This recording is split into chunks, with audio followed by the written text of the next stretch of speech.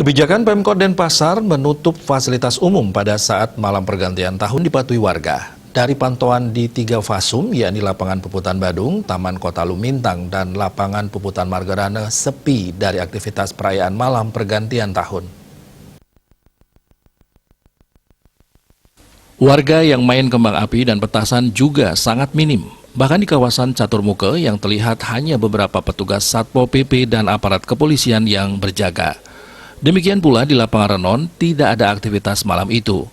Wali Kota Denpasar I Gusti Ngurah Jaya Negara bersama Forkopimda, Sabah Upadesa, MDA dan FKUB melaksanakan peninjauan di Lapangan Lumintang sekitar pukul 23.00 WITA.